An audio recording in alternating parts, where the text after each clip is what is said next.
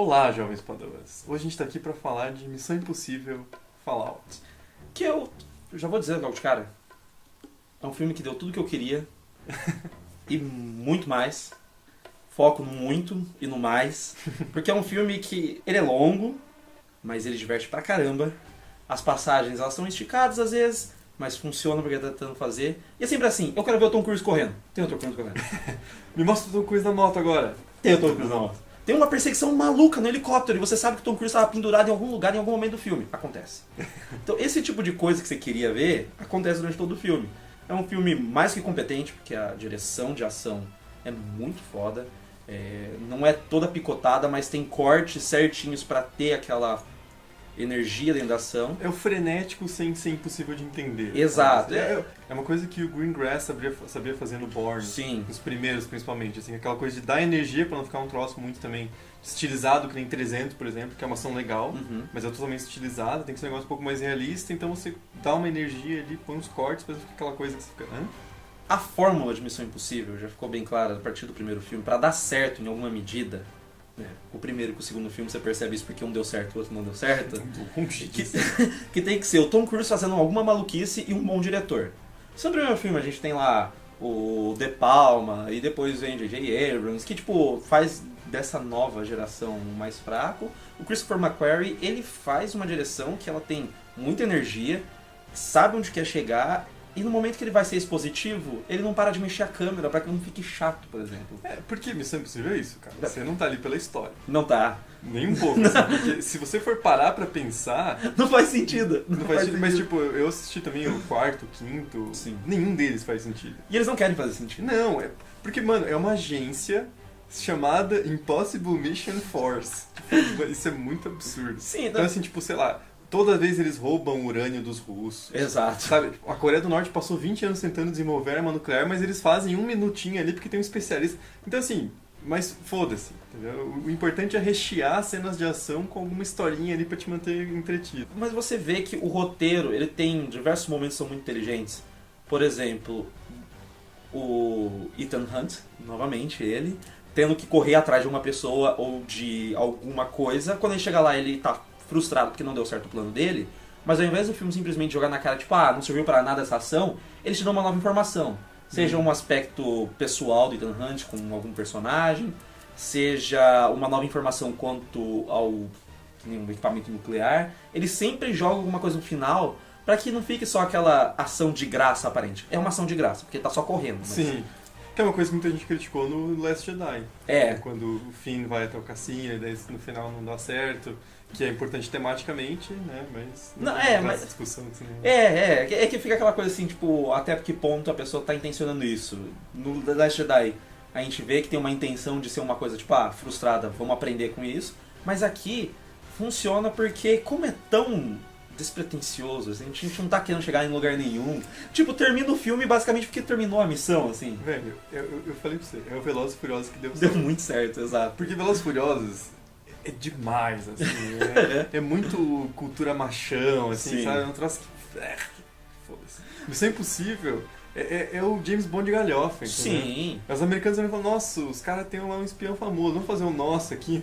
Não tem desenvolvimento de personagem. O único personagem que tem alguma coisa, sei lá, de uma maneira mais pessoal, é o protagonista, porque os outros é meio que dispositivo de roteiro pra história girar. E não tem problema nisso, porque os atores são bons. O Tom Cruise... Eles são carismáticos. Exato, tipo, o Tom Cruise sendo o Tom Cruise, ele precisa correr, ele precisa ter fisicalidade, ele precisa ser uma pessoa que convence você que tá do lado certo, mesmo quando alguém tá acusando ele de alguma coisa.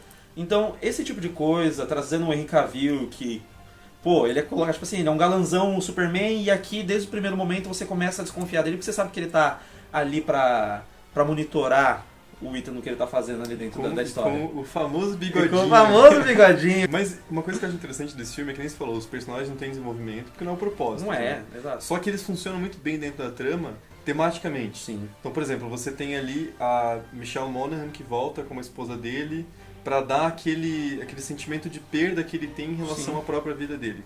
O Ethan, no caso, né? Tipo, será que eu tô fazendo a coisa certa? Olha o que eu deixei pra trás e tal.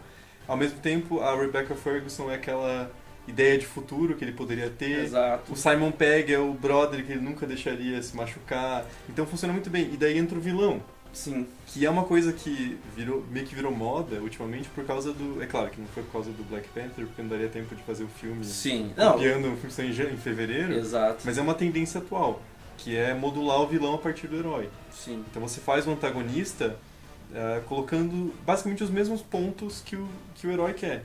Então o antagonista dessa vez, que é o mesmo do filme passado, o Solomon Kane, ele quer salvar o mundo. Sim. Assim como o Ethan Hunt. O que muda é o método. É o método, exato. Então, esse tipo de coisa que é importante não é para fazer personagens serem tridimensionais, e sim para fazer a história andar a partir da atitude deles. Porque a história é personagem. Se o personagem ele não agir, a história fica parada. Então, sempre que um personagem decide agir pro bem ou pro mal, você tá ganhando tempo ali para ter alguma sequência de ação absurda. E essas são muito fodas. Acho que a única coisa que a gente falou que a gente pode reclamar da sequência de ação, e não é só na sequência de ação, mas que a gente pode reclamar do filme, assim, visualmente, aqueles flares. Nossa, escola de J.J. Abrams do nada. Assim. E assim, eu não vi muito porquê o 3D. Não tem porquê. Como é um filme que muda muito o foco, uma hora ele pede grande profundidade de campo e aí muda aqui pra frente, assim, então, tipo... É muito ruim você usar o 3D, é só pra ganhar dinheiro mesmo. Bem bosta. É bem não vale a pena. Mas a direção do Christopher McQuarrie é muito boa, porque ele consegue fazer uma coisa que é difícil, que é uma coisa que ele já fez até no Jack Reacher, que é uma bosta, mas a direção dele é boa, que é conseguir dar um tom escuro pro filme sem fazer ficar incompreensível e óbvio. Exato. É um escuro que traz um senso de realidade. Então, assim, tipo, é um escuro que traz um senso de, sabe, assim, vai dar merda. Sim. Ao mesmo tempo que quando tem cores claras, ele se destaca também por contraste. Ele consegue criar um aspecto visual que contrasta bastante com o aspecto fantasioso da trama no geral. Eu tenho só uma reclamação contra o departamento de marketing de Missão Impossível, que entregou a participação do Henry Cavill, tudo que ele faz na trama, durante todo esse processo de vender o filme pra gente. Se você não sabe o que eu tô falando, eu vou ser vago, porque talvez você tenha escapado. Mas assim, eu fico só puto com isso. E, cara, é aquele filme divertido, desses filmes de ação que sai todo ano. Acho que, tipo, eu posso sempre contar que se Missão Impossível continuar sendo ligeiro, despretensioso e divertido, eu continuo indo ver. Cara, tem umas 6, 7 cenas de ação que você fica assim, tipo, caralho, velho. O final do filme tem 3 coisas acontecendo em 3 lugares diferentes e são sequências de ação de mais de 10 minutos, velho. É um troço absurdo. Nossa. Não, cara, tem um plano que se eu pudesse, eu faria um pôster e penduraria no meu quarto, cara. Que é aquele plano dele indo pular do avião. Sim. Acima, assim, bem alto.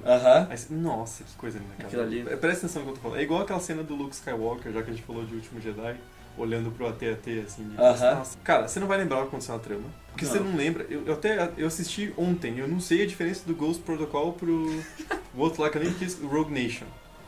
Mas as cenas em específico você lembra. Você lembra do Tom Cruise lá no prédio em Dubai? Você lembra do Tom Cruise no aquário maluco lá? Sim, mas o que é interessante é que, em momento algum, isso prejudica a escrita do roteiro para a situação ficar ruim. Eles conseguem pegar, se você pode falar assim, não sei qual é a diferença do plot em si, mas as situações criadas pelo roteiro, tipo, sendo que, a gente tá tentando enganar essa pessoa e ela engana a gente, ou então ele bola um plano que não dá certo, todas essas coisas assim, você vê que as pessoas estão tentando enganar o espectador, tá tentando fazer o espectador participar da trama ali, por mais que você esqueça depois, então ele fica envolvente mesmo sendo bobo. É o que eu quero. É o que Transformers devia ser, entendeu? Era pra ser isso, era pra ser aquele troço bobo, mas que eu me divirto sem ficar pensando, isso não faz sentido. Eu só penso agora que não faz sentido. E que eu vou ver de novo. Exato. Se der, eu vou essa semana de novo, porque é bom pra caralho. É muito bom. Eu fiquei 5 estrelas. Acho que se eu pudesse eu dava 4,5, mas fica assim. Não, eu dou 5, achei maravilhoso. Chorei. Nunca vi chorando, nunca vi. Achei lindo. Falei, nossa, olha isso, cara. Olha isso, o Ethan Hunt sabe pilotar helicóptero de primeira, você nunca teve pilotado. Olha lá, o Tom Cruise na moto, ele vai entrar na moto.